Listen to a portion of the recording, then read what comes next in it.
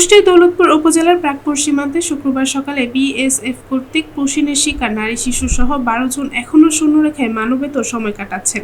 ঘটনার ৩ দিন অতিবাহিত হলেও তাদের বিষয়ে এখন পর্যন্ত কোনো সিদ্ধান্ত নিতে পারেনি বিজিবি-বিএসএফ।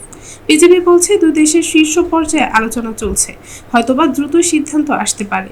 শুক্রবার ভোর ৫টার দিকে কুষ্টিয়া দৌলতপুর উপজেলার প্রাকপুরের বিলগাথুয়া সীমান্ত দিয়ে বাংলাদেশে বিএসএফ পুশিন করে নারী শিশুসহ ১২ জনকে।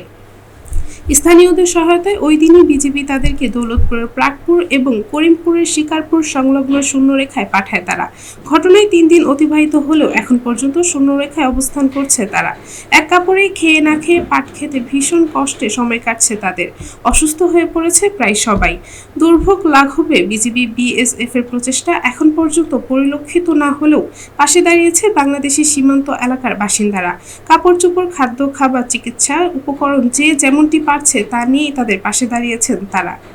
আমরা চাচ্ছি এর একটা সুষ্ঠু সমাধান হোক। হিউম্যানিটি বলতে বোঝায় মানবিক সংস্থা, বা আমাদের বিভিন্ন রাষ্ট্রে মানবিক সংস্থা আছে। আজ মানবিক সংস্থা কি ঘুমায়? তারা কি দেখে না এগুলা? এখানে শিশু বাচ্চা আছে, তারা অসুস্থ, তাদের খাবারের ব্যবস্থা নাই। খোলা আকাশের নিচে রোদ বৃষ্টি ঝাপটা পেক্ষা করে এভাবে বসবাস করা যায়? এরা তিন দিন ধরে এখানে 3 দিন ধরে অবস্থান করছে।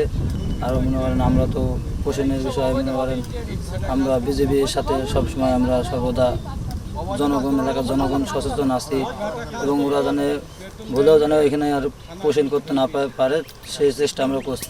তারা এখন খুব কষ্টে আছে, তাদের 2 জনে অসুস্থ। এখন আমরা বাংলাদেশ থেকে যা খাবার পানি দিছি তারা তাই খাচ্ছে।